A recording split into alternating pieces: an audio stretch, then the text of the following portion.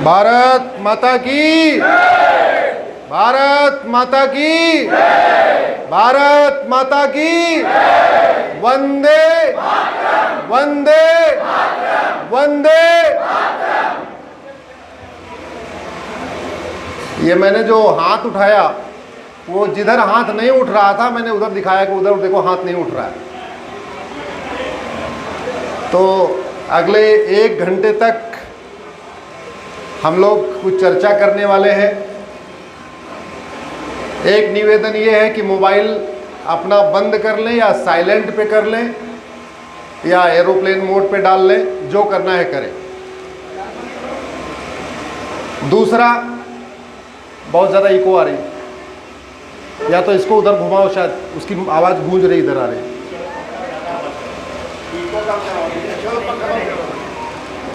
दूसरा निवेदन ये है कि मैं भाषण देने नहीं आया हूँ, मैं आप लोगों से बातचीत करने आया हूँ। तो जब मैं कुछ पूछूं तो आपको जो उसका उत्तर समझ में आए आप उसका उत्तर जरूर दीजिएगा, और जब तक आप उत्तर देते रहेंगे तब तक मैं बोलूँगा। आपका उत्तर बंद तो मेरी बातचीत भी बंद। तैयार है?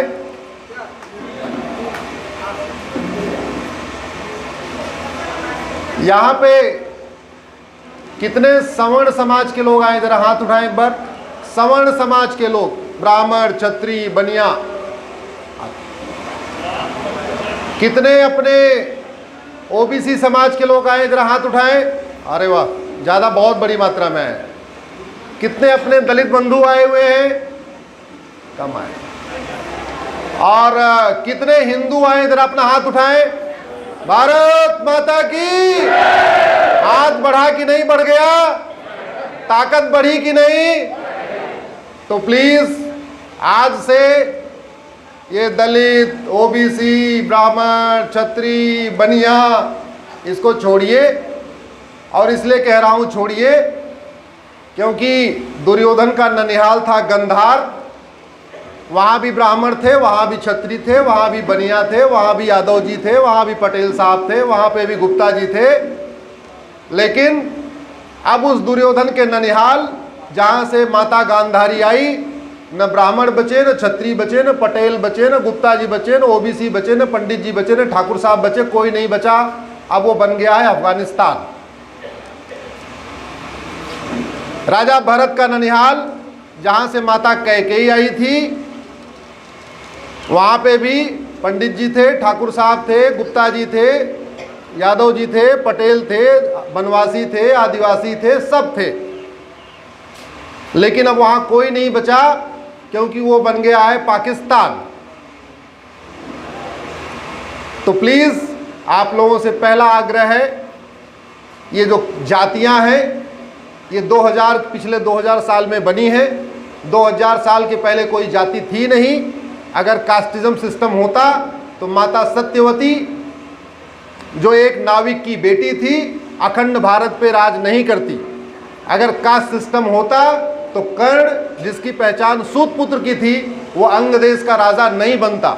अगर कास्ट सिस्टम होता, केवल क्षत्रिय ही राजा होते, तो भगवान कृष्ण राजा नहीं होते।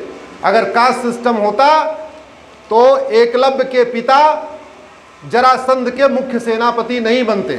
अगर कास्ट सिस्टम होता तो एक भाई ब्राह्मण दूसरा भाई क्षत्रिय नहीं कहलाता। राजा दशरथ क्षत्रिय कहलाते थे और विश्वामित्र जी ब्राह्मण कहलाते हैं। अगर कास्ट सिस्टम होता तो एक भाई ब्राह्मण दूसरा क्षत्रिय नहीं कहलाता, वेद व्यास जी ब्राह्मण कहलाए और भीष्म पितामह क्षत्रिय कहलाए। तो ये सब पिछले 2000 साल की मोह माया है। उसी मोह माया में हम बंध गए हैं। ओबीसी, पिछड़ा, अगड़ा, दलित, फला फला फला। मैं आपको, आज विषय नहीं है, किसी दिन कास्टिज्म पे बोलना होगा तो तब अपनी बात रखूंगा। 1000 एग्जाम्पल दे सकता हूं जहां एक बेटा ब्राह्मण, दूसरा बेटा क्षत्रिय, तीसरा बेटा वैश्य कहलाया। एक ही मां के 3 बच्चे, तीनों की अलग अलग पहचान। आपको मैं 1000 एग्जाम्पल दे सकता हूं 2000 साल पहले, जहां दूल्हा क्षत्रिय, दुल्हन वैश्य, दूल्हा ब्राह्मण, दुल्हन क्षत्रिय, हजारों एग्जाम्पल है। ये पिछले 2000 साल में हुआ। आपस में ही शादी करनी है, आपस में विवाह करना है, आपस में रीति रिवाज चलाना है, ये सब पिछले 2000 साल की मोहमाया है। ये इसलिए मैं बात कर रहा हूं क्योंकि आज हम बात करने आए हैं राम राज्य के ऊपर। राम राज्य का मतलब क्या है? हम लोग कई बार डेली वही काम करते हैं, लेकिन उसको समझने की कोशिश नहीं करते हम जो बोल रहे हो है क्या। जहां जहां कथा होती है वहां एक कथा के शुरुआत में और कथा के अंत में एक बात जरूर कही जाती है, जोर से बोलिए, धर्म की अधर्म का प्राणियों में विश्व का। यही राम राज्य है, यही राम राज्य है। शासक की ड्यूटी है वो ऐसे नियम कानून बनाए जिससे धर्म की, शासक की ड्यूटी है वो ऐसे नियम कानून बनाए जिससे अधर्म का, शासक की ड्यूटी है वो ऐसी व्यवस्था बनाए जिससे प्राणियों में, शासक की ड्यूटी है ऐसी नीतियां लागू करे जिससे विश्व का। और यही बात भारत का ये संविधान भी कहता है। ये पहले नीला था, लेकिन आप लोगों की डिमांड पे इसको हमने, इसका रंग थोड़ा चेंज कर दिया है। पहले केवल अंग्रेजी में होता था, अभी इसको हमने अंग्रेजी हिंदी दोनों करा दिया है। एक तरफ अंग्रेजी लिखा रहता है, दूसरी तरफ हिंदी लिखा रहता है। तो बात यह है, धर्म की जय हो ये किसकी ड्यूटी है? और समाज की भी। लेकिन अधर्म का नाश किए बिना धर्म की जय हो सकती है क्या? बबूल का पेड़ काटे बिना आम का फल, आम का पेड़ तैयार हो सकता है क्या? अगर अगल बगल एक बबूल का पेड़ है, एक आम का पेड़ है, अगर आप बबूल के पेड़ को काट नहीं दोगे तो याद रखिए आम का पेड़ अपने आप ही सूख जाएगा और फल बिल्कुल नहीं देगा।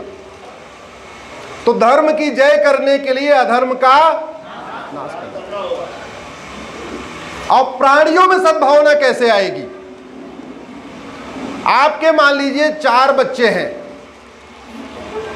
आप चारों बच्चों के साथ अलग अलग अगर आप व्यवहार करते हो, चारों बच्चों में सद्भावना आएगी क्या? आप चारों बच्चों की अलग अलग स्कूल में पढ़ाते हो। एक बेटे को आपने 1000 रुपए स्कूल में जहां फीस लगती वहां पढ़ाया, दूसरे बेटे को वहां पढ़ाया जहां 2000 रुपए फीस लगती है, तीसरे को वहां पढ़ाया जहां 3000 रुपए फीस लगती है, चौथे को वहां पढ़ाया जहां 4000 रुपए फीस लगती है। चारों भाइयों में सद्भावना होगी क्या? 4 बेटियां हैं, चारों के साथ आप भेदभाव कर रहे हैं, चारों बेटियों में सद्भावना होगी क्या? 4 बहुएं हैं, चारों के साथ अलग अलग नियम कानून है, एक का चारों बहुओं के लिए अलग अलग कानून, चारों बेटों के लिए अलग अलग कानून, चारों बेटों का अलग अलग स्कूल, चारों बहुओं का अलग अलग संस्कृति, अलग अलग कल्चर, कभी सद्भावना होगी क्या? तो प्राणियों में सद्भावना हो, इसके लिए सबसे पहले हमें शिक्षा व्यवस्था सबके लिए एक समान लागू करना पड़ेगा। और रामायण का उत्तरकांड आप पढ़िए तो उसमें एक चौपाई है, सब नर करहि परस्पर प्रीति, चलहि स्वधर्म निरत श्रुति नीति। कितने लोगों ने रामायण पढ़ा जरा याद? हाँ, ईमानदारी से हाथ उठाइए। आज इसका भी समाधान यही करेंगे आप। एक चौपाई है, सब नर करहि परस्पर प्रीति, चलहि स्वधर्म निरत श्रुति नीति। और उसी रामायण में एक और भी चौपाई है, भय बिन होय न। भगवान राम कह रहे हैं भय के बिना प्रीति। तो इसका मतलब शासक का धर्म है ऐसा कानून बनाए, ऐसी शिक्षा व्यवस्था लागू करे जब जहां सबकी एक किताब हो, सबका एक जैसा सिलेबस हो, सबका एक जैसा पाठ्यक्रम हो, और ऐसा कानून बनाए कि भय भी हो, क्योंकि भय बिन होए। और यही बात हमारा संविधान भी कहता है। भारत का संविधान कहता है सबको समान अवसर मिलना चाहिए, और भारत का संविधान कहता है एकता और भाईचारा स्थापित होना चाहिए। भारत का संविधान कहता है समता मूलक समाज की स्थापना करना चाहिए। बड़ी लंबी चर्चा हुई। कल बाबा साहब अंबेडकर का उनकी जयंती भी थी। बाबा साहब का इसमें बहुत बड़ा योगदान है इस संविधान को बनाने में। तो जब बात हो रही थी कि समता मूलक समाज बनेगा कैसे, जिसको हम इक्वेलिटी जस्टिस की बात करते हैं, समता समरसता की बात करते हैं, ये आखिर स्थापित होगा कैसे? स्थापित ऐसे होगा कि राजा दशरथ और उनके मंत्री, क्या नाम था उनके मंत्री का, जोर से बोलिए, सुमंत। राजा दशरथ और उनके मंत्री सुमंत बैचमेट थे, एक ही स्कूल में पढ़े थे। दशरथ जी क्षत्रिय थे, सुमंत जी सेवक समाज से आते थे, यानी दलित समाज से आते थे, लेकिन एक साथ पढ़े थे। बाद में चूंकि साथ ही साथ पढ़े थे, बैचमेट थे, तो जब राजा दशरथ राजा बने तो उन्होंने अपने मित्र को, जो एक सेवक समाज का था, उसको अपना मंत्री बना लिया, मुख्यमंत्री बनाया, प्रधानमंत्री बनाया राजा दशरथ ने।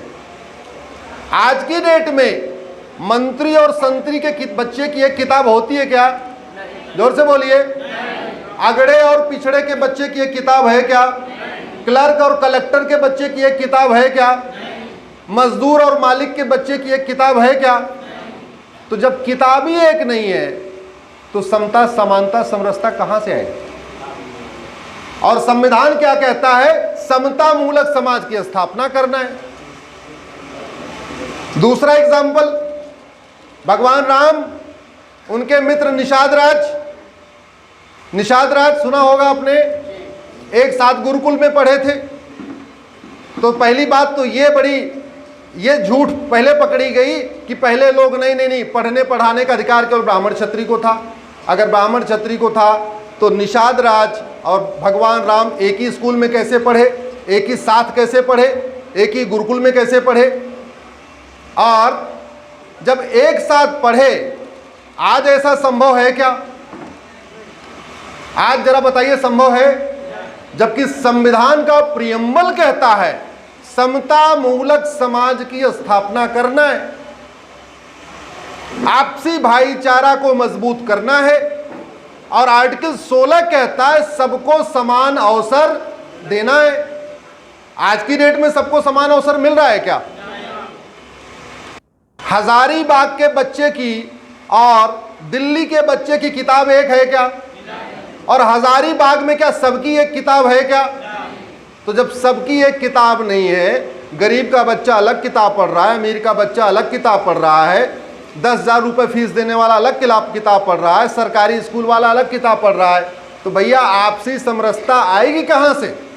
जब तक मेरे बच्चे की किताब, मेरे ड्राइवर के बच्चे की किताब एक नहीं होगी, जब तक मेरे बच्चे की किताब, मेरे घर में जो झाड़ू पोछा करने वाली माता आती है उसके बच्चे की किताब एक नहीं होगी, जब तक मेरे बेटे की किताब, मेरे घर में जो कपड़ा प्रेस करता है उस धोबी के बच्चे की किताब एक नहीं होगी, जब तक मेरे बच्चे की किताब, जो मेरे यहाँ मेरा दाढ़ी बनाता है वो नाई के बच्चे की एक किताब नहीं होगी, तब तक समता समरसता कहाँ से आएगी? तब तक मेरा बेटा, मेरे काम वाली का बेटा, मेरे ड्राइवर का बेटा, मेरे धोबी का बेटा, वो आपस में एक साथ प्रेम से भाईचारा से कैसे रहेंगे? लेकिन बात वही हो गई, इस पे चर्चा क्यों नहीं होती? आखिर भारत में संसद है, भारत में विधानसभा है, और भारत में सामाजिक न्याय के नाम पे बहुत सारी पॉलिटिकल पार्टियां हैं। बहुत सारे तो यहाँ पे लोग बाबा साहब अंबेडकर का नाम लेते लेते मुख्यमंत्री बन गए। बहुत सारे अपने आप को दलित नेता ही बताते हैं कि मैं तो दलित नेता हूं, मैं दलितों का कल्याण करने आया हूं। आप बताइए, दलितों को मुफ्त में राशन देने से दलितों का कल्याण होगा या मंत्री और संतरी के बच्चे की एक किताब करने से दलितों का कल्याण होगा? जोर से बोलिए जरा। एक किताब से होगा। तो बात वही आई, ऐसा हो क्यों नहीं रहा है? आप लोग मीठा झूठ सुनने आए, कड़वा सच सुनने आए? कड़वा सच या मीठा झूठ? तो कड़वा सच ये है, इस देश में जो भी काम होता है, होता आया, वो दो चीजों के लिए होता है, या तो वोट के लिए या तो नोट के लिए। जोर से बोलिए, या तो वोट के लिए या तो नोट के लिए। सड़क बनती है क्योंकि जिधर से सड़क बनती है वहां से वोट मिलती है, और सड़क का जितने का टेंडर होता है उसका 20% मिलता है तो नोट मिलती है। हॉस्पिटल बनता है क्योंकि जहां हॉस्पिटल बनता है वहां के लोग वोट देते हैं, और हॉस्पिटल में जितने का टेंडर होता है उसका 20% नोट मिलता है। इधर 20% है और ज्यादा, इधर ज्यादा है, झारखंड में यहां ज्यादा चल रहा है।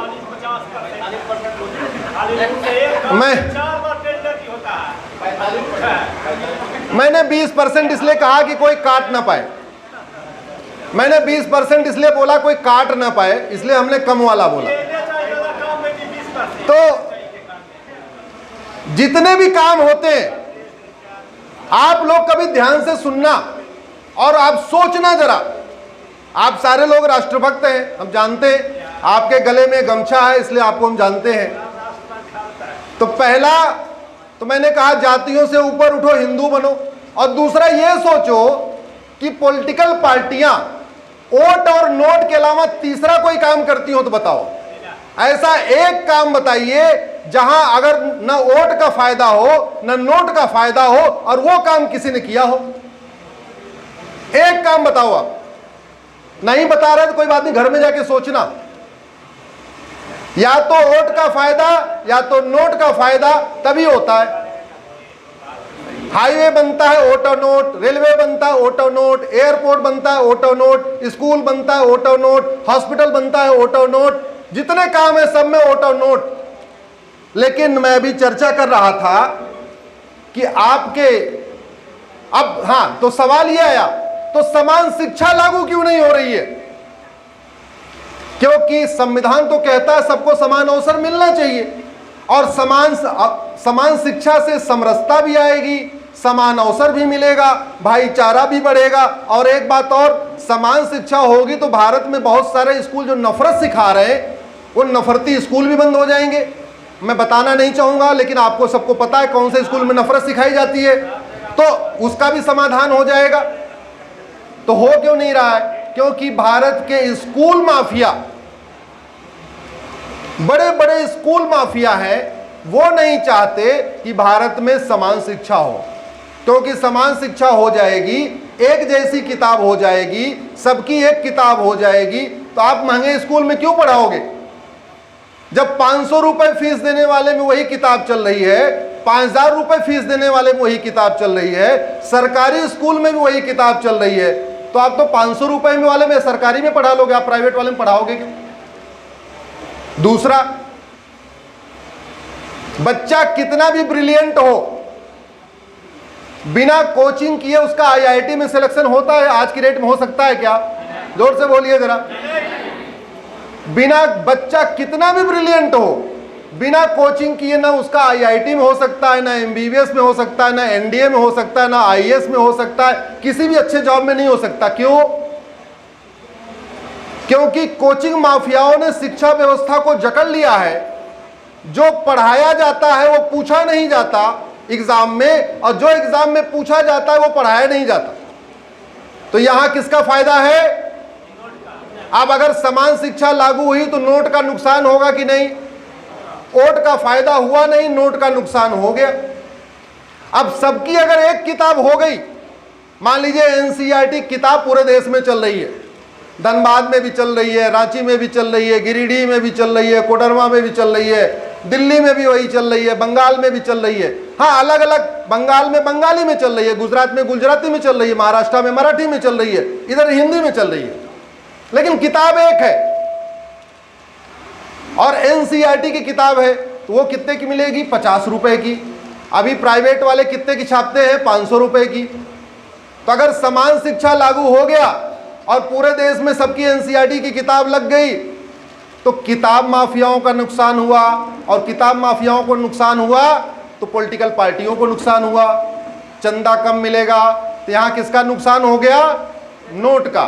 तो ओट का फायदा दिख नहीं रहा है, नोट का नुकसान हो रहा है, इसलिए समान शिक्षा लागू नहीं हो रही है। लेकिन समान शिक्षा लागू न होने के कारण जातिवाद एज इट इज है, भाषावाद एज इट इज है, क्षेत्रवाद एज इट इज है, आपका मजहबी उन्माद और बढ़ता चला जा रहा है। समान शिक्षा से जातिवाद भी कम होगा, भाषावाद भी कम होगा, क्षेत्रवाद भी कम होगा, कट्टरवाद भी कम होगा, मजहबी उन्माद भी कम होगा, और सबसे बड़ी बात, जो संविधान कहता है सबको समान अवसर मिलना चाहिए, वो मिलेगा भी। लेकिन चूंकि इसमें नोट का नुकसान है, इसलिए ये किया नहीं गया। आप सोच रहे होंगे कैसे हो सकता है? हो सकता है। भारत में केंद्रीय विद्यालय हैं, सबको पता है पूरे भारत में केंद्रीय विद्यालय है। कश्मीर से कन्याकुमारी तक केंद्रीय विद्यालय की एक कॉमन सिलेबस होता है, एक ही किताब होती, अलग अलग नहीं होती। सैनिक स्कूल में कश्मीर से कन्याकुमारी तक एक ही स्कूल होती, एक ही किताब होती है। तो यह संभव है कैसे? एक कानून है राइट टू एजुकेशन, RTE जिसको कहते हैं, राइट टू एजुकेशन एक्ट, उसमें अगर एक शब्द जोड़ दिया जाए इक्वल, तो उस कानून का नाम हो जाएगा राइट टू इक्वल एजुकेशन। और राइट टू इक्वल एजुकेशन हो गया, जैसे वन नेशन वन टैक्स है, ऐसे वन नेशन वन एजुकेशन हो सकता है। क्या करना पड़ेगा? अभी जैसे GST काउंसिल बनती है, केंद्र के वित्त मंत्री GST काउंसिल के अध्यक्ष होते हैं, राज्यों के वित्त मंत्री GST काउंसिल के मेंबर होते हैं, और ये सारे GST काउंसिल के लोग बैठ के ये तय करते हैं किस सामान पे कितना टैक्स लगाना है। उसी पैटर्न पे एक आप एजुकेशन काउंसिल बन जाएगी, केंद्र के वित्त शिक्षा मंत्री उसके अध्यक्ष, राज्यों के शिक्षा मंत्री उसके मेंबर मासिक रूप से बैठक करेंगे, एक एक्सपर्ट कमेटी बन जाएगी। वो एक्सपर्ट कमेटी बता देगी फिजिक्स में क्या क्या पढ़ाना, केमिस्ट्री में क्या क्या पढ़ाना, मैथ में क्या क्या पढ़ाना, जूलॉजी में क्या क्या पढ़ाना, बॉटनी में क्या क्या पढ़ाना। और ये तो बड़ी कॉमन सेंस की बात है कि फिजिक्स का सिलेबस पूरे देश का एक हो सकता है कि नहीं? बताइए जरा जोर से। केमिस्ट्री का एक हो सकता है, जूलॉजी का, बॉटनी का, हिंदी का, इंग्लिश का, संस्कृत का। तो जब 10 किताब में से 7 किताब का कॉमन हो सकता है, तो 3 किताब राज्यों पे छोड़ दो। 3 किताब राज्य अपने अपने हिसाब से पढ़ा लेंगे, लेकिन 7 किताबें तो कॉमन हो सकती है ना। लेकिन school mafia one nation one education board नहीं लागू होने दे रहे, coaching mafia one nation one syllabus लागू नहीं होने दे रहे, और किताब माफिया NCERT किताब लागू नहीं होने दे रहे हैं। और इन्हीं 3 माफियाओं के चक्कर में भारत में गरीब का बच्चा अलग किताब पढ़ रहा है, अमीर का अलग पढ़ रहा है, क्लर्क का बच्चा अलग पढ़ रहा है, और कलेक्टर का बच्चा अलग पढ़ रहा है। दुर्भाग्यवश इस पर कोई चर्चा भी नहीं कर रहा है। तो राम राज्य की स्थापना के लिए जो पहला मंत्र है, हमको ये देखना पड़ेगा कि भगवान राम के टाइम में सब नर करहि परस्पर प्रीति, वो था कैसे? सब नर इसलिए परस्पर प्रीति करते थे, पहले जातियां नहीं थी, 4 ही वर्ण थे, लेकिन 4 वर्ण के बच्चे एक साथ गुरुकुल में पढ़ते थे, और उस अखंड भारत में सारे गुरुकुल का सिलेबस एक समान था, कॉमन सिलेबस था उस अखंड भारत में। उस भारत में जिसमें अफगानिस्तान भी था, पाकिस्तान भी था, बांग्लादेश भी था, भूटान भी था, नेपाल भी था, म्यांमार भी था। ये हो सकता है, असंभव नहीं है। लेकिन चूंकि हम सब जातियों में बटे हैं, हम सब अलग अलग अपने हिसाब से बटे पड़े हैं, कभी इसकी बात ही नहीं कर रहे हैं कि जब बाबा साहब अंबेडकर कहते हैं समान शिक्षा लागू करो, संविधान कहता है समान अवसर दो, तो समान अवसर लागू करने के लिए समान शिक्षा चाहिए, वो लागू क्यों नहीं कर रहे? दूसरा, एक बात अच्छी तरीके समझिए। मैं अभी भाई साहब के साथ बैठा था, मैंने पूछा कि क्या क्या समस्या है झारखंड की, तो इन्होंने मुझे 3 बताया, घुसपैठ, धर्मांतरण और भ्रष्टाचार। और कोई चौथी हो तो आप लोग भी बता देना, उसको भी जोड़ लेंगे, लेकिन 3 तो उन्होंने बता दिया, लफ्ज़ जिहाद। और क्या है बताइए जरा? पलायन। ठीक, कोशिश करते हैं अगले आधे घंटे में इसको कवर करने के लिए, लेकिन मैंने कहा मैं तब तक बोलूंगा जब तक आप लोग बोलोगे। आप लोग बोलना बंद कर दोगे तो मैं भी बोलना बंद कर दूंगा। आप ये बताओ, चाइना में कोई अवैध रूप से घुसपैठ करता है क्या? बोलिए जरा। सिंगापुर में, जापान में, तो भारत में क्यों करता है? मैं एक सेंटेंस बोलता हूं, आप पीछे से बोलिए। पर हिंदुस्तान में ये घुसपैठ करते हैं क्योंकि सब लोगों को नोट से पेमेंट, उन पैसा लेकर के बॉर्डर पार करवा देते हैं, आधार कार्ड बनवा देते हैं, राशन कार्ड बनवा, बैठ बैठ, सबको नोट का मतलब ज्यादा। बैठिए। बहुत अच्छा उन्होंने बोला, सही बोला। तो गाय के कटवा देते हैं पैसा के चलते। सुनिए, गाय को कटवाते हैं। एक मैं वाक्य बोल रहा हूं, पीछे बोलिए। ऐसी कोई बीमारी नहीं जिसकी कोई दवाई नहीं।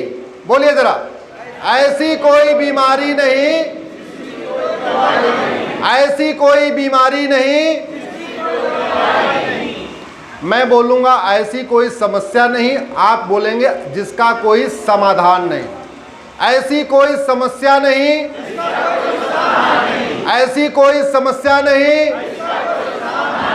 ऐसी कोई समस्या नहीं।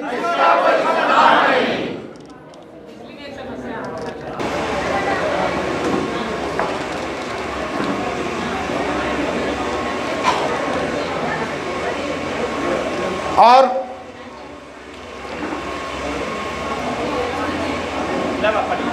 अगर कोई बीमारी है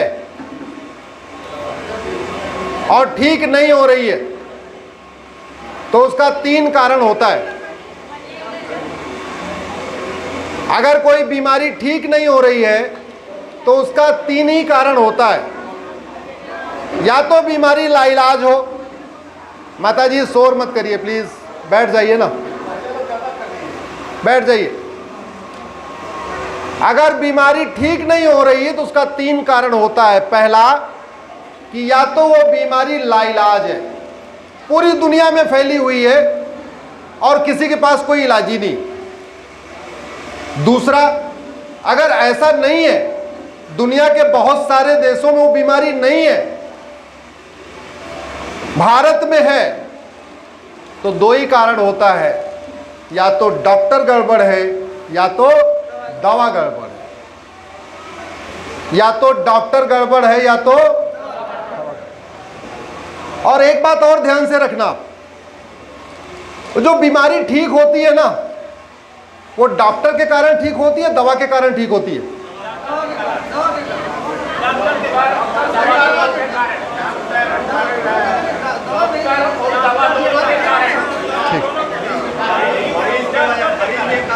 भैया, अगर बीमारी ठीक नहीं हो रही है, मैंने आपसे पूछा कि डॉक्टर के कारण या दवा के कारण, बड़ी सीधी सी बात है। आप अगर आपको बुखार होता है तो डॉक्टर आपके अंदर जाता है या दवा आपके अंदर जाती है? तो इसका मतलब बुखार कौन ठीक करता है? डॉक्टर ठीक करता है कि दवा ठीक करती है? दवा ठीक करती है। डॉक्टर तो अच्छी दवा देता है, लेकिन ठीक कौन करता है? दवा। और एक बात और, अगर आपकी तबीयत खराब है, आज बुखार हो रखा है, अगर आपने तुरंत उसका इलाज कर दिया तो 2 गोली में बुखार ठीक हो जाएगा। लेकिन अगर आपने उसको छोड़ दिया 10 दिन 15 दिन के लिए, तो फिर टाइफाइड हो जाएगा, और टाइफाइड हो जाएगा तो महीनों इलाज करना पड़ेगा, और फिर 2 गोली में नहीं, कम से कम 5-6 गोली खाना पड़ेगा। अगर एक छोटी सी गांठ हुई है, आपने गांठ होते उसका इलाज कर दिया तो आराम से इलाज हो जाएगा। उस गांठ को आपने लंबे समय तक छोड़ दिया तो हो सकता है कैंसर हो जाए, और कैंसर होने के बाद फिर 2 गोली से काम नहीं चलेगा। आपको इंजेक्शन भी लेना पड़ेगा, हो सकता है ऑपरेशन भी करना पड़े, हो सकता है कीमोथेरेपी भी लेना पड़े, हो सकता है पेन किलर भी लेना पड़े, हो सकता है एंटीबायोटिक भी लेना पड़े।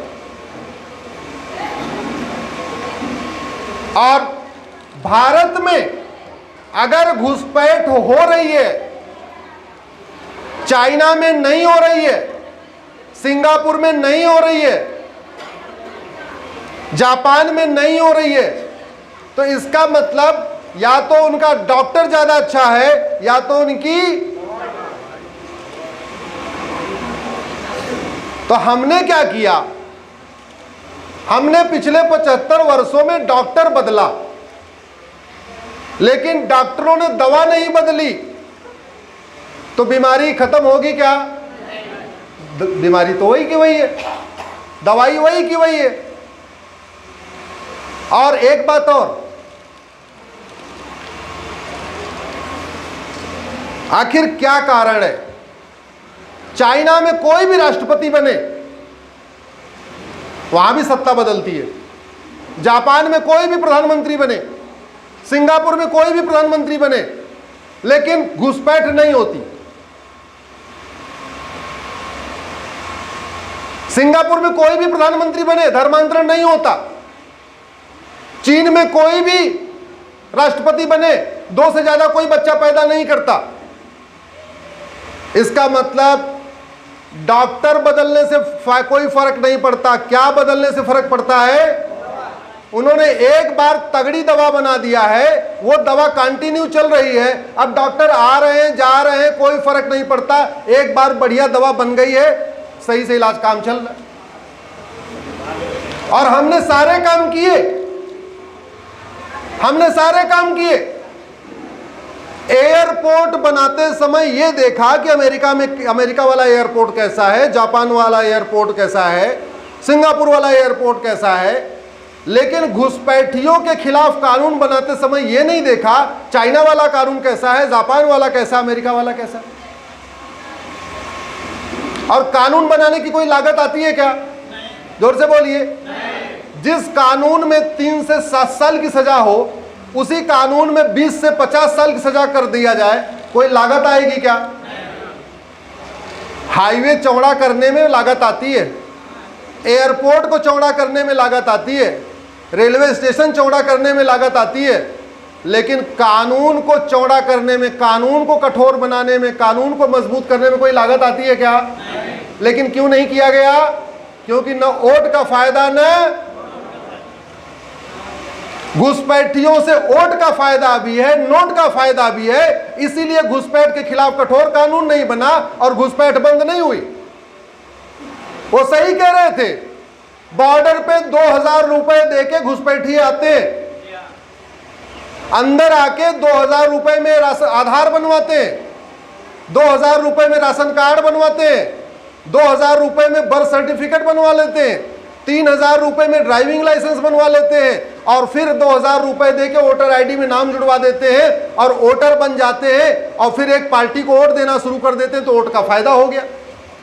और जो 12-14 हजार रुपए खर्च किया ये सारे डॉक्यूमेंट बनवाने में, उसमें नोट का फायदा हो गया। और याद रखिए, आप सोच रहे होंगे कि राशन कार्ड लिया तो उसको फायदा कैसे हुआ। अरे भाई, ये चौराहे पे सिपाही जो आपसे 500 रुपए लेता है ना, एक्चुअल में 500 में 100 रुपए उसके जेब में होता है। वो ऊपर तक जाता है, 50 यहाँ जाएगा, 50 वहाँ जाएगा, 50 वहाँ जाएगा, 50 वहाँ जाएगा।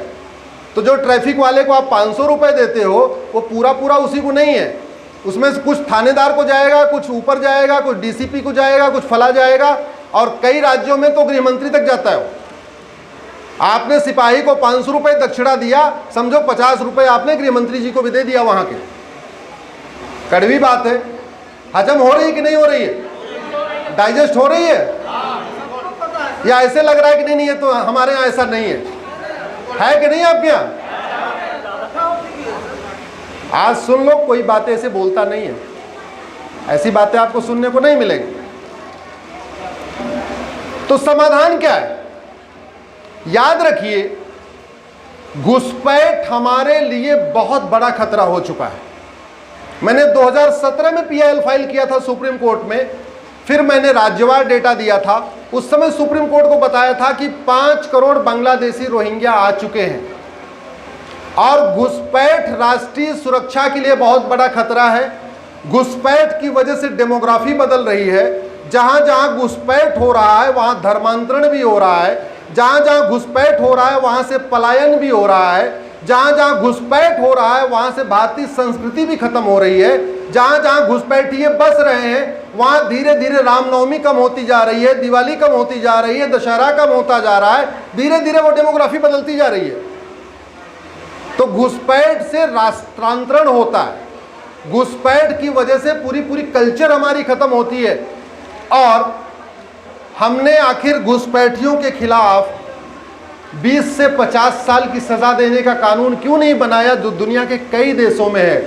तो उसका एक ही उत्तर है, आपने कभी मांगा ही नहीं।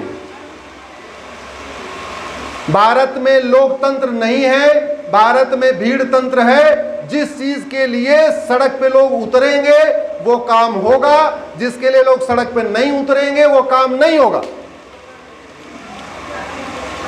आप लोग हर बात के लिए सड़क पे उतरते हैं। मैं तो कहूंगा जिस तरीके से इस बार आप लोग रामनवमी पे लिए उतरे थे, एक दिन घुसपैठियों को फांसी देने के लिए कानून बनाने के लिए भी आप लोग उतरिए।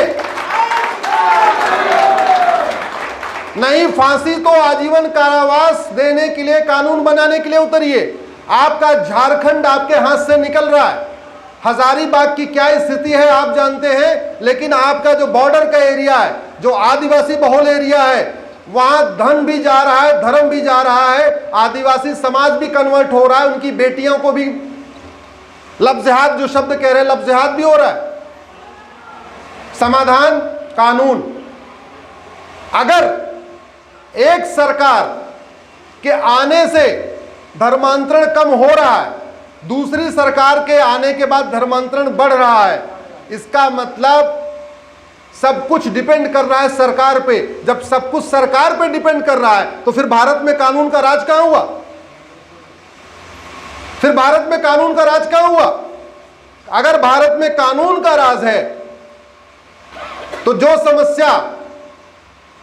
समस्या यूपी में नहीं है वो आपके झारखंड में भी नहीं होनी चाहिए। अगर भारत में कानून का राज है तो अगर जैसे रामनवमी पे यूपी में पत्थरबाजी नहीं हुई, ऐसे आपके झारखंड में भी नहीं होनी चाहिए। इसका मतलब कानून का राज नहीं है। राज किसका है? सरकार। ऐसे नहीं काम चलेगा। हमें ये इस भरोसे नहीं बैठा होना चाहिए ये सरकार आई तो बढ़िया रहेगा, ये सरकार आई तो नहीं। परमानेंट इलाज क्या है? कानून। परमानेंट इलाज सरकारें नहीं होती हैं। सरकार कोई भी आए, घुसपैठ बंद होनी चाहिए। वो तभी होगी जब सबसे पहले पुलिस रिफॉर्म होगा। 1861 का पुलिस एक्ट बदलेगा। अंग्रेजों ने जो 1861 में पुलिस एक्ट बनाया था वो आज भी चल रहा है, इसलिए पुलिस सत्ता के गुलाम है। पुलिस पूरी तरीके से सरकार का रुख देख के काम करती है। इसका एग्जाम्पल, मैं यूपी का रहने वाला हूं, आपको वहां का लाइव एग्जाम्पल बता रहा हूं। 2017 के पहले जो पुलिस आतंकवादियों का मुकदमा वापस ले रही थी, 2017 के पहले जो पुलिस माफियाओं को गोलगप्पे खिला रही थी, आज की डेट में वही पुलिस बुलडोजर चला रही है, इनकाउंटर भी कर रही है, गोली भी मार रही है, पत्थरबाजों को दौड़ा दौड़ा के। आपने टीवी में देखा होगा क्या क्या चल रहा है यूपी में, बाबा जी का बुलडोजर एकदम पूरा चल रहा है। इसका मतलब क्या हुआ? परमानेंट इलाज क्या है? 1861 का कानून बदला जाए और जैसे दुनिया में और पुलिस एक्ट है उसको लागू किया जाए। ऐसा नहीं होना चाहिए ना कि गलती से अगर कोई गलत सरकार आ जाए तो पुलिस फिर उल्टा काम करना शुरू कर दे। आज आखिर झारखंड में आपकी पुलिस घुसपैठियों को क्यों नहीं पकड़ रही है? जिहादियों को क्यों नहीं पकड़ रही है? अवैध रूप से जो यहां पे आके बस रहे हैं उनको क्यों नहीं पकड़ रही है? जो धर्मांतरण करा रहे हैं उनको क्यों नहीं पकड़ रही है? क्यों? क्योंकि 1861 का पुलिस एक्ट चल रहा है। उसके कारण वो पुलिस के लोग बेचारे सत्ता के गुलाम हैं। वो भी हमारे आपके भाई हैं, वो कोई किसी और दुनिया से नहीं आए। क्या करें? उनको नौकरी प्यारी है। अगर बाई देवे कोई कार्रवाई कर देंगे, रातों रात ट्रांसफर हो जाएगा, बच्चों को लेकर भागना पड़ेगा। उनको भी जीवन ठीक से जीना है भाई। ऐसी व्यवस्था नहीं चाहिए हमें व्यवस्था ऐसी चाहिए, राजा कोई आए, शासन अपनी तरीके से चलते रहना चाहिए। एक बात धर्मांतरण की हो रही थी। आपके संथाल परगना वाले एरिया में बहुत बड़ी मात्रा में धर्मांतरण हो रहा है कि नहीं? घुसपैठ भी हो रही है, लफ्ज़हात भी हो रहा है। इसके पहले हो रहा था या कुछ कम था? कम था। रघुवर दास जी के टाइम में कम था।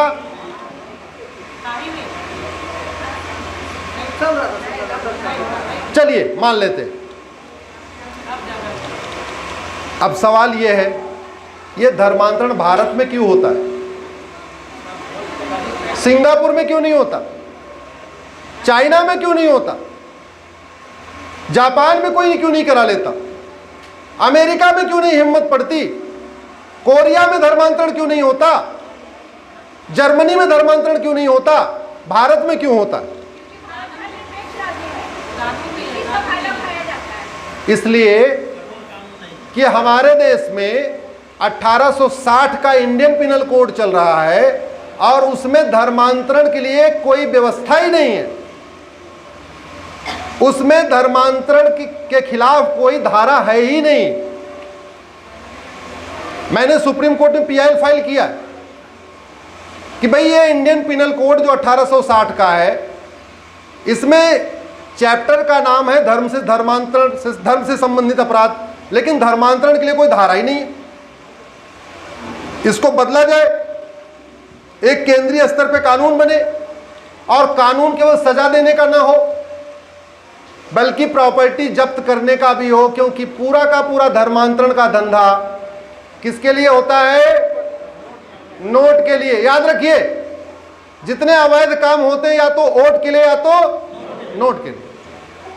ये धर्मांतरण कराने के लिए विदेशों से हर साल लगभग 50,000 करोड़ रुपए आ रहा है।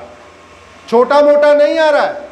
ये जो झोला लेके घूम रहे हैं, जगह जगह बाइबल बांट रहे हैं या जगह जगह जो कुछ बांट रहे हैं, ये फ्री में नहीं बांट रहे हैं।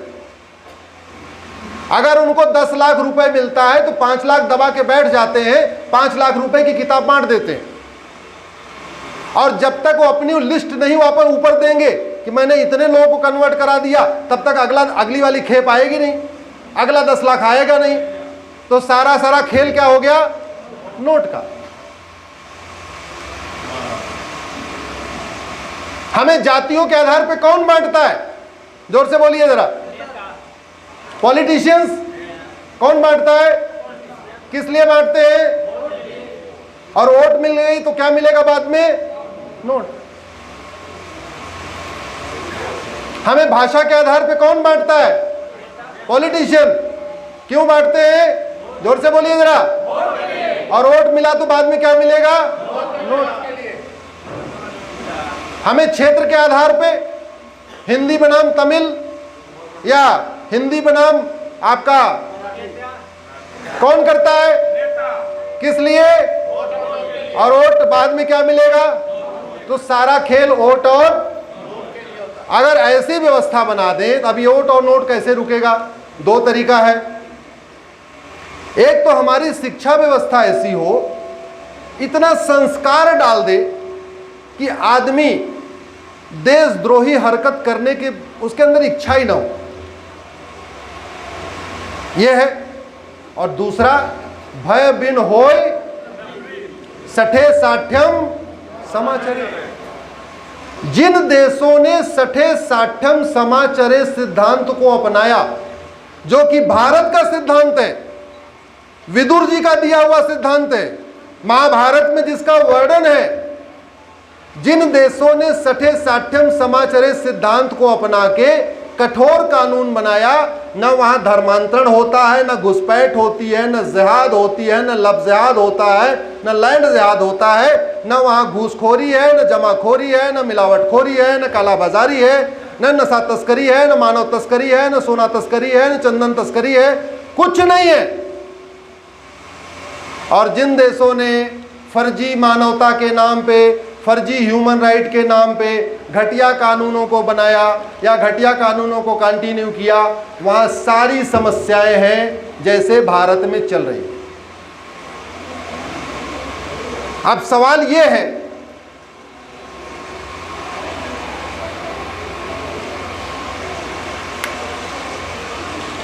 नाई का क्या काम है भाई? जोर से बोलिए। बाल बनाना।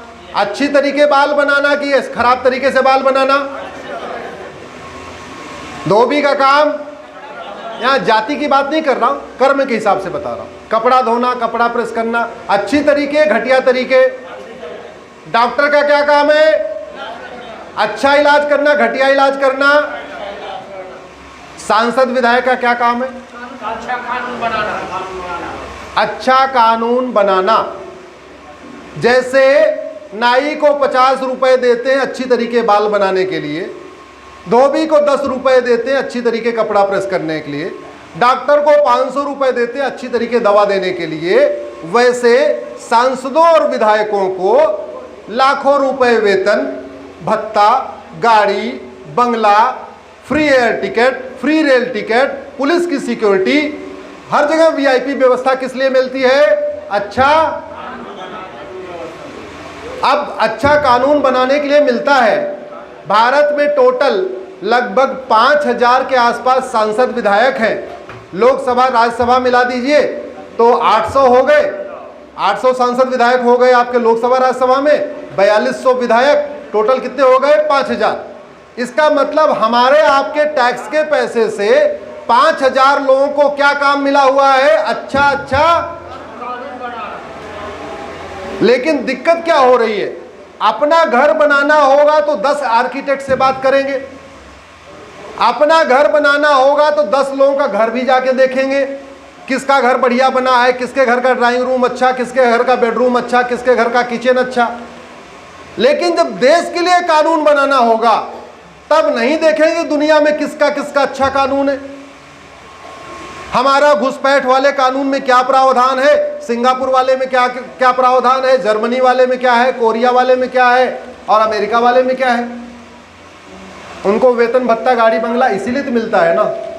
लेकिन वो क्यों नहीं कर रहे हैं? क्योंकि आप लोग या तो जातियों के आधार पे बटे हुए हैं या तो पार्टियों के आधार पे बटे हुए हैं। आप क्लेश, आपसे मतलब सामने बैठे लोगों से बात नहीं कर रहा हूं, क्योंकि ये वीडियो लगभग 2 करोड़ लोग तक जाएगा तो मैं संवाद आपसे कर रहा हूं, चर्चा आपसे कर रहा हूं। लेकिन जो बातें मैं कह रहा हूं आपके ऊपर लागू नहीं होती। आप सारे लोग तो राष्ट्रभक्त हैं, मैं तो उनको कह रहा हूं जो लोग ये वीडियो सुनने वाले हैं, बाकी लोग जो देखने वाले हैं। क्योंकि हम लोग, आप लोग जातियों के आधार पे बटे हुए हो, भाषा के आधार पे बटे हुए हो, क्षेत्र के आधार पे बटे हुए हो, पार्टियों के आधार पे बटे हुए हो। इसलिए सांसद विधायक सारे काम करते हैं, लेकिन जिस काम के लिए उनको वेतन भत्ता गाड़ी बंगला मिलता है वो काम नहीं करते। और जब तक वो काम नहीं करेंगे तब तक सुधार, परमानेंट सुधार नहीं आएगा, परमानेंट समाधान नहीं होगा। इसलिए आप सबसे निवेदन है, आप सब लोग राष्ट्रभक्त हैं, तो सवाल यह है कि आप लोग कर क्या सकते हैं। कुछ लोगों के मन में भी आ रहा है अच्छा हम क्या करें, आप तो हमको बता रहे हो, हमने सुन भी लिया, हम करें क्या। देखो, जब गांव में आग लगती है तो सब लोग पानी लेके बाल्टी लेके दौड़ते हैं क्या? इतनी बाल्टी होती नहीं कि सब लोग बाल्टी लेके दौड़ सके। घर में 10 लोग हैं, बाल्टी 2 होती है तो 2 लोग तो बाल्टी लेके दौड़ते हैं, बाकी 8 लोग चिल्लाते हैं आग लगी है, आग लगी है, आग लगी है, आग लगी है। ऐसा ही होता है ना। तो वही काम करो। जो लोग सांसद विधायक से मिल सकते हो मिलके बोलो कि बढ़िया कानून बनाओ। जो मिल नहीं सकते फोन पे बोलो, जो फोन पे भी नहीं बोल सकते व्हाट्सएप कर दो। फोन नहीं उठाए व्हाट्सएप पे इंतजार न करे, कुछ मत करो, फेसबुक पे अकाउंट खोल लो और फेसबुक पे लिखना शुरू करो। और सबसे बढ़िया ये काम कौन कर सकता है? 60 से 70 साल वाले, क्योंकि पूरा बचपना खेलने कूदने में चला गया, पढ़ाई करने में चला गया, जवानी घर परिवार संभालने में चली गई, बाल बच्चे बड़े करने में चला गया। तो जो 60 के ऊपर वाले जवान हैं, खास तौर पे सब युवा दिख रहे हैं मुझे 60 के ऊपर वाले यहां बैठे हुए, अभी आप लोग सारी जिम्मेदारियों से मुक्त हो गए हो। खुद पढ़ना नहीं, बच्चों को पढ़ाना नहीं, बहुएं आ गई हैं, सब अपना अपना काम संभाल लिए हैं। तो भैया घूम घूम के आग नहीं बुझा सकते, ये तो बताओ आग लगी हुई, आग लगी हुई, आग लगी हुई, ये चिल्लाना शुरू करो। और कुछ नहीं कर सकते। 10 लोग 15 लोग मिलके गए, सांसद को बोला, सांसद जी हमारे तो यहाँ बहुत घुसपैठ चल रही है, ये बताओ इसका परमानेंट इलाज क्या है? आप इसमें घुसपैठियों को आजीवन कारावास देने का कानून क्यों नहीं बना रहे हो? अगर सब लोग, इस केवल हॉल के लोग नहीं, मैं उन 2 करोड़ लोगों से बात कर रहा हूं जो सब सुन रहे हैं, अगर भारत के सब लोग अपने अपने सांसदों से साल में 1 दिन, केवल 1 दिन की बात कर रहा हूं मैं, 1 दिन निस्वार्थ भाव से मिले और मिलके कहें कि घुसपैठ के खिलाफ कठोर कानून कब बनेगा, धर्मांतरण करने वालों को आजीवन कारावास देने वाला कब कानून बनेगा, जनसंख्या नियंत्रण कानून कब बनेगा, समान नागरिक संहिता लागू कब होगी, ये पूछना शुरू करें तो भारत में 150 करोड़ की जनसंख्या है, मात्र इसके 10% यानी 15 करोड़ लोग ये काम करना शुरू कर दें, मैं गारंटी के साथ कह रहा हूं देश बदल जाएगा, देश में बदलाव आ जाएगा। लेकिन दुर्भाग्यवश हम हर काम के लिए छुट्टी लेते हैं, शादी विवाह के लिए छुट्टी लेंगे, घूमने टहलने के लिए छुट्टी लेंगे, आराम करने के लिए छुट्टी लेंगे, हर काम के लिए छुट्टी लेते हैं। कभी देश के लिए छुट्टी लिया क्या? ईमानदारी से बोलिए, कभी लिया? शादी का निमंत्रण देने के लिए सांसद विधायक से मिलेंगे, कई बार तो फोटो खिंचवाने के लिए सांसद विधायक से मिलेंगे, कई बार ऐसे बोलें जी आशीर्वाद लेने आया था, आशीर्वाद लेने के लिए मिलेंगे, आजकल खूब आशीर्वाद लिया जाता है। कभी देश के लिए अच्छा कानून बनाने के लिए मिले क्या? नहीं मिलते। जब नहीं मिलते तो बदलाव, क्योंकि लोकतंत्र में जिस चीज की डिमांड होती है वही सप्लाई की जाती है। आपको केवल ये चाहिए आपकी फोटो सांसद के साथ खिंच जाए, आप उसी में प्रसन्न हो तो सांसद जी फोटो खिंचवा के प्रसन्न है। आपको केवल ये चाहिए सांसद जी हमारे यहाँ जन्मदिन में आ जाए, शादी विवाह में आ जाए तो सांसद जी वही करके प्रसन्न है, आप भी प्रसन्न, वो भी प्रसन्न। कड़वी बातें हैं, थोड़ा बुरा लग रहा होगा, बुरा लग रहा है? कड़वी बातें इसलिए बोल रहा हूं कि अगर बुरा भी लग जाएगा तो आज मैं चला जाऊंगा, उसके बाद बुरा लगता रहे, क्या फर्क? हमें कौन सा यहाँ चुनाव लड़ने आना है? हमें कौन सा आपसे चुनाव लड़ने आना है? और हमें कौन सा कहीं चुनाव लड़ना है? कहीं चुनाव लड़ना होता थोड़ा मीठा मीठा बोलता, थोड़ी मैं भी मीठी झूठ बोलता। कहीं चुनाव लड़ना ही नहीं है, इसलिए कड़वी कड़वी कड़वा सच बोल रहा हूं। भैया एक चीज समझ लो,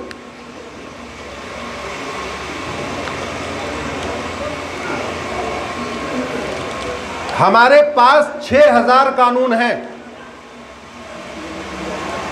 6000 कानून है हमारे पास, लेकिन ये बड़े शर्म की बात है, इतना बड़ा भारत, इतने जजेस, इतने अटॉर्नी जनरल, सॉलिसिटर जनरल, बड़े बड़े दिग्गज वकील, पता नहीं क्या क्या, यशस्वी, सब बैठे हुए यहाँ पे, लेकिन हम छाती ठोक के कभी ये नहीं कह सकते कि हमारा ये कानून दुनिया का सबसे बढ़िया कानून। हम हाईवे के लिए कह सकते हैं हमारा ये हाईवे दुनिया का सबसे बढ़िया है, हम एयरपोर्ट के लिए कह सकते हैं हमारा ये एयरपोर्ट दुनिया का सबसे बढ़िया है, हम मिसाइल के लिए कह सकते हैं कि ये मिसाइल हमारी दुनिया की सबसे बढ़िया है। लेकिन दुख की बात यह है हम कानून के लिए नहीं कह सकते हमारा ये कानून दुनिया का सबसे बढ़िया कानून। और एक बात और, ये जो परमाणु बम बनाया जाता है ये चलाने के लिए बनाया जाता है क्या? किसके लिए? बहुत बढ़िया बोला, किसके लिए? डराने के लिए। परमाणु बम चलाने के लिए नहीं बनाया जाता, डराने के लिए बनाया जाता है। अग्नि मिसाइल 7500 किलोमीटर के हमने बना लिया, चाइना ने 2000 बनाया था, हमने 2000 बनाया, चाइना ने 2500 बनाया था, हमने 3000 वाली बनाया, चाइना ने 3500 बनाई था, हमने 4000 बनाई, चाइना ने 4000 बनाई था, हमने 5000 किलोमीटर माल बनाई। कंपटीशन करते करते करते करते इस समय चाइना के पास भी 7500 किलोमीटर मार करने वाली मिसाइल है और हमारे पास भी है। मिसाइल बनाने में पैसा लगता है ना, अगर चाइना के कानूनों से हमने कंपटीशन किया होता पैसा खर्च होता क्या? घुसपैठ बंद हो गया होता कि नहीं? धर्मांतरण बंद हो गया होता कि नहीं? जनसंख्या नियंत्रण हो गया होता कि नहीं? जिहाद रुक गया होता कि नहीं? मजहबी उन्माद रुक गया होता कि नहीं? पत्थरबाजी रुक गई होती कि नहीं? मैं पहले इंजीनियर था, वकालत तो मैंने भारत माता की सेवा करने के लिए किया, और मेरे साथ के जो वकील हैं सब मर्सिडीज से चलते हैं, मैं वैगनार से चलता हूं। मेरे साथ के वकीलों ने सुप्रीम कोर्ट के आसपास 8 करोड़ 10 करोड़ का मकान भी ले लिया है। मैं करीब 40 किलोमीटर दूर रहता हूं, क्योंकि मैं उतना महंगा मकान मैं नहीं ले सकता। लेकिन इंजीनियरिंग छोड़ के आया था, केवल इस पर्पस से आया था। छोड़ने की कहानी बताता हूं। मैं मारुति में था, जिसमें कार बनती है, मारुति कार। आप लोग जो लोग गाड़ी जिनके पास होगी, आपने एक चीज नोटिस किया होगा कि जापान की गाड़ियां मेंटेनेंस फ्री होती हैं। चाहे वो टोयोटा हो, चाहे होंडा हो, चाहे मारुति हो, जो भी गाड़ियां हैं, आप सर्विस कराइए और तेल भरवाइए, चलाते रहिए। सामान्यतया मेंटेनेंस बहुत ज़्यादा नहीं आता, इंजन जल्दी उनका खराब नहीं होता। उसका कारण यह है कि मैंने वहाँ ये सीखा कि अगर वहाँ पे कोई दिक्कत आ गई गाड़ी में, इवन एक अगर बोल्ट भी फेल हो गया, तो तुरंत बोल्ट को बदलते नहीं वो लोग। वो कहते हैं सारे इंजीनियर बैठो और उस पर रिसर्च करो और ये बताओ ये बोल्ट फेल क्यों हुआ, और उसकी तह में जाओ। बोल्ट का मटेरियल खराब था, या बोल्ट लगाने वाला खराब था, बोल्ट जहां से आया बना वहां की मशीन खराब थी, आखिर, या बोल्ट का रॉ मटेरियल जो भी है, इसकी जड़ में जाओ। एक बार मुझे लगा ये काम केवल जापान की मशीनों पे या कार में या ऑटोमोबाइल में ही होता है। बाद में मुझे पता चला इसको वो लोग कहते हैं रूट काज एनालिसिस, यानी समस्याओं के जड़ में जाना। बाद में मुझे पता चला कि वहाँ जापान में सामाजिक समस्या, आर्थिक समस्या, राजनीतिक समस्या, हर समस्या की रूट काज एनालिसिस करते हैं। रोड एक्सीडेंट हुआ तो क्यों हुआ, किसी ने आत्महत्या किया तो क्यों किया, किसी ने किसी के साथ गोली मार दिया तो क्यों मारा, और एक बार उसमें व्हाई नहीं लगाते, 5 बार व्हाई लगाते हैं, उदाहरण के लिए। तो फिर मैंने क्या किया कि मैंने यहां पे जो समस्याएं अखबारों में निकलती थी, उसमें मैंने व्हाई लगाना शुरू किया। सड़क टूटी, व्हाई, मटेरियल खराब, मटेरियल क्यों खराब, व्हाई, ठीक से उसने लगाया नहीं ठेकेदार ने, क्यों नहीं लगाया, क्योंकि जितना लिया था, जितने का टेंडर था, 20% यहां दे दिया, 20% वहां दे दिया, 20% खुद रख लिया और केवल 40% का मटेरियल लगाया, तो सड़क टूट गई। तो सड़क पे जो रोड एक्सीडेंट हुआ, जो सड़क पे किसी की मौत हुई, उसका रूट काज क्या निकला, करप्शन।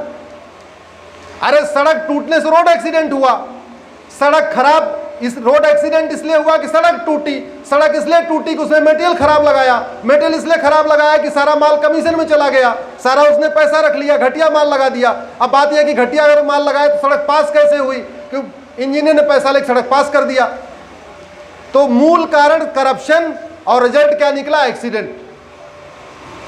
आप समझ रहे, समस्या क्या हुई, रिजल्ट क्या निकला, किसी की जान गई, किसी का बेटा मर गया, किसी का पति मर गया, किसी का पिता मर गया, और रूट काज क्या निकला, और करप्शन का रूट काज क्या है, घटिया कानून।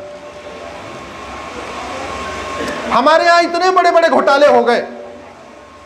आपके यहां क्या पोजीशन है भाई करप्शन किस समय, बोले साहब?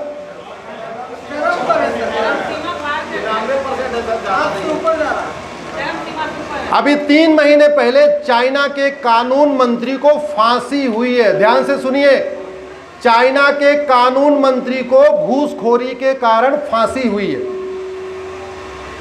6 महीने पहले चाइना में एक कंपनी के मैनेजर ने ठेकेदार से कुछ पैसा ले लिया था, उसको भी फांसी हुई है। अब ये बताओ, चाइना से हमने मिसाइल में कंपटीशन कर लिया, चाइना से हमने रोड में कंपटीशन कर लिया, चाइना से हमने एक्सप्रेसवे में कंपटीशन कर लिया, चाइना से हमने घूसखोरी वाले कानून में कंपटीशन क्यों नहीं किया? क्यों नहीं किया? क्योंकि किसका नुकसान है? नोट का। और भ्रष्टाचार का दुष्परिणाम है घुसपैठ। भ्रष्टाचार का दुष्परिणाम, घटिया कानून का दुष्परिणाम है आपका धर्मांतरण। मैंने कहा ना, ऐसी कोई समस्या नहीं जिसका कोई समाधान करना पड़ेगा तो समाधान हो सकता है। अब आप लोग सोच रहे होंगे कि भ्रष्टाचार तो खत्म हो ही नहीं सकता। कुछ लोग ये भी सोचते हैं। बड़ी सीधी सी बात है, जहां भ्रष्टाचार नहीं है वहां पे क्यों नहीं है, वो सिस्टम हम अडॉप्ट कर लें, यहां भी खत्म हो जाएगा।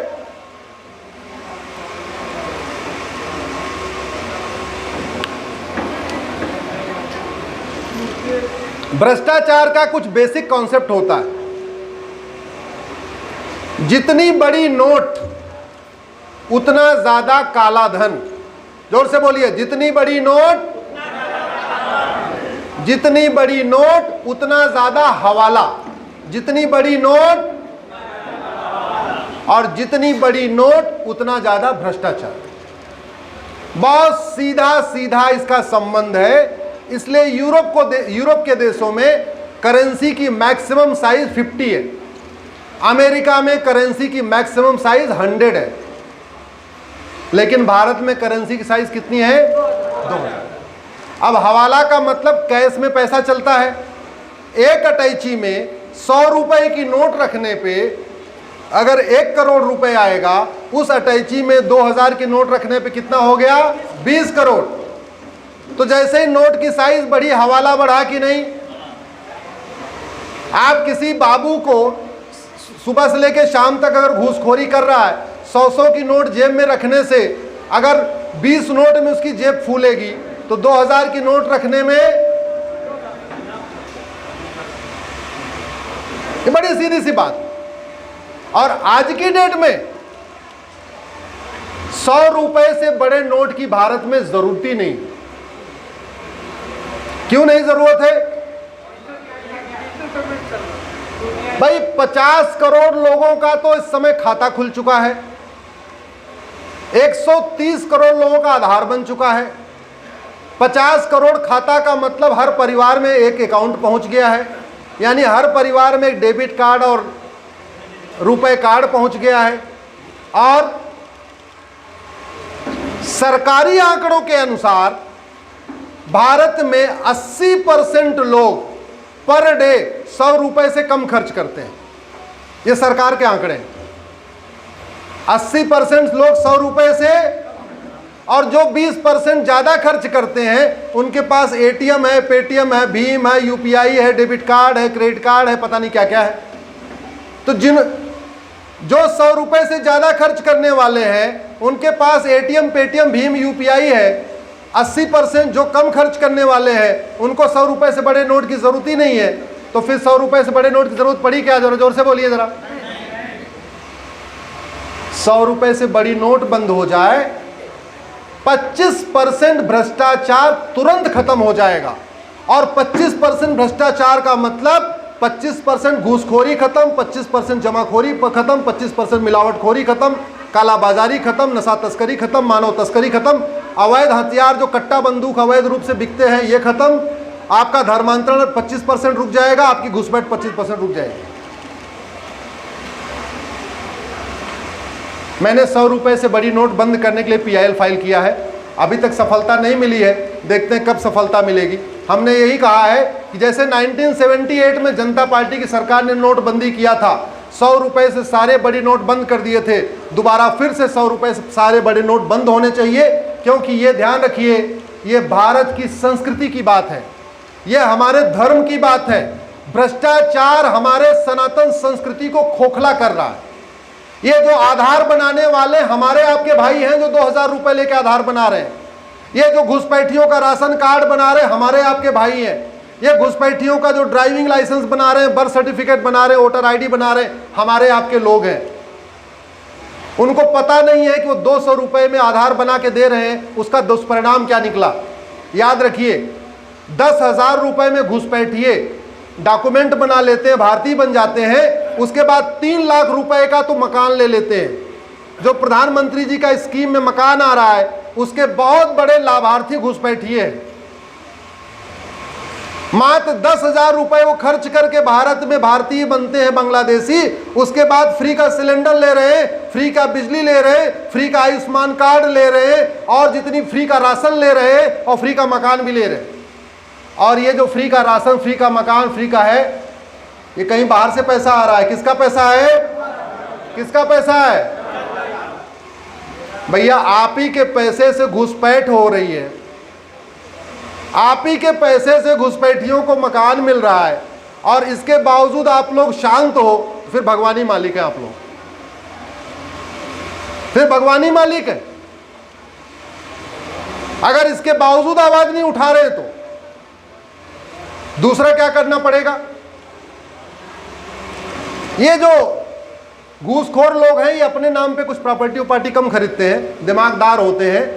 ये क्या करेंगे? ड्राइवर के नाम, मौसी के नाम, मौसा के नाम, चाचा के नाम, दादा के नाम, फला के नाम, फला के नाम खरीदते हैं। इसका भी समाधान है। समाधान यह है कि भारत में 130 करोड़ आधार बन चुका है। अगर आधार को प्रॉपर्टी से लिंक कर दिया जाए तो सबकी बेनामी प्रॉपर्टी पकड़ी जाएगी कि नहीं? जैसे ही बेनामी प्रॉपर्टी पकड़ी जाए, और बेनामी प्रॉपर्टी मिलने पे कानून हो कम से कम 50 साल की सजा देने वाला, दोबारा कोई बेनामी लेन देन करेगा क्या?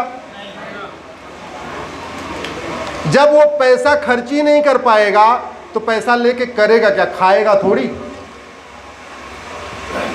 ये जो आधार बना रहे हैं हमारे आपके भाई भतीजे, राशन कार्ड बना रहे हैं हमारे आपके भाई भतीजे बेटे, ये पैसा लेके करेंगे क्या? अभी तो वो पैसा लेके आईफोन खरीद रहे हैं, स्कॉर्पियो खरीद रहे हैं, बोलेरो खरीद रहे हैं, सारा ले रहे, नंबर 2 का ले रहे, अवैध काम छूट दे रहे, और उसके बदले अपना घर भर रहे। लेकिन उनको पता नहीं कि वो सनातन धर्म के साथ गद्दारी कर रहे हैं, भारतीय संस्कृति के साथ गद्दारी कर रहे हैं, देश के साथ मक्कारी कर रहे हैं, और उनको जगाना हमारा काम है। ऐसी कोई बीमारी नहीं जिसकी कोई 100 रुपए से बड़ी नोट बंद हो जाए, 25% भ्रष्टाचार खत्म हो जाएगा, प्रॉपर्टी को आधार से लिंक करने का कानून बन जाए, फिर 25% और कम हो जाएगा, यानी 50% भ्रष्टाचार खत्म। और एक काम और हो जाए, जब 80% लोग 20-100 रुपए से कम खर्च करते हैं, स्वाभाविक सी बात है बहुत महंगा महंगा सामान खरीदते नहीं। जिस सामान की MRP 5,000 रुपए से ज़्यादा हो, उसका कैश लेन देन बंद हो जाए। 5,000 रुपए से सस्ता सामान है, ठीक है भैया आप पैसा दे के खरीद लो कैश में, लेकिन अगर उसका 5,000 रुपए से महंगा है तो आपको ATM, Paytm, Bhim, UPI, debit card, credit card कुछ न कुछ करना पड़ेगा, कैश में नहीं मिलेगा। मैं गारंटी के साथ कहता हूं 25% भ्रष्टाचार और खत्म हो जाए, और एक नार्को पॉलीग्राफ ब्रेन मैपिंग कानून बन जाए, 100% भ्रष्टाचार खत्म हो जाएगा।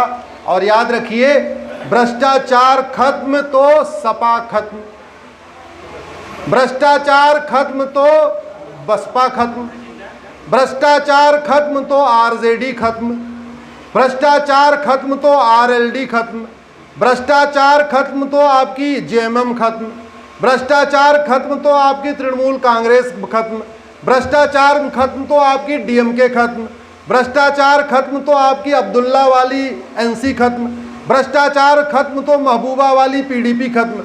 मैं गारंटी के साथ कहता हूं, भ्रष्टाचार खत्म हो जाए, केवल 2 पार्टियां बचेगी, एक BJP, एक CPI। और BJP कैसे बचेगी वो भी बताता हूं आपको। 22 करोड़ लोगों ने वोट दिया है, तो इसमें 10 करोड़ लोग एक्टिव लोग हैं। ये 10 करोड़ लोग अगर 100-100 रुपए चंदा दे देंगे तो 10,000 करोड़ रुपए आ गया। बीजेपी को चलाने के लिए साल में 10,000 करोड़ ही चाहिए, उससे ज्यादा। और दूसरा, जब बाकी सामने कोई कंपटीशन ही नहीं है, केवल 2 पार्टी चुनाव लड़ रही है, एक CPI और एक BJP, तो इतना चुनावी खर्च भी नहीं करना पड़ेगा। सहमत है कि नहीं? जरा जोर से बोलिए, भारत माता की। मैं आज हजारीबाग से प्रैक्टिकल सॉल्यूशन बता रहा हूं, क्योंकि पॉलिटिकल पार्टियां हमेशा वोट के हिसाब से काम करती हैं। इससे बढ़िया क्या काम होगा? भ्रष्टाचार खत्म करो और पूरे देश में पार्टी की सरकार। जय जयकार, जय श्री राम होगा कि नहीं होगा पूरे देश में? जब सारे रामद्रोही खत्म हो जाएंगे, जब सारे राम विरोधी भारत छोड़ के भाग जाएंगे, प्रॉपर्टी को आधार से लिंक करने के लिए कानून बनाइए और भ्रष्टाचारियों को फांसी देने के लिए कानून बनाइए। माना कि कुछ अपने मुर्गे भी मरेंगे, लेकिन सामने के सारे बाज खत्म हो जाएंगे। और अपना एक मुर्गा मारने से सामने के अगर 10 बाज मर जाएं, तो अपना एक मुर्गा मार देना चाहिए कि नहीं? जब ये धर्म युद्ध है, धर्म युद्ध में दोनों पक्षों के लिए, भाई कौरव पांडव की लड़ाई हुई, तो क्या आपको लगता है पांडव से किसी का, पांडव के परिवार की तरफ से लोग गए खोए? अभिमन्यु खत्म हुआ, द्रौपदी के 5 बच्चे खत्म हुए और लाखों सैनिक खत्म हुए।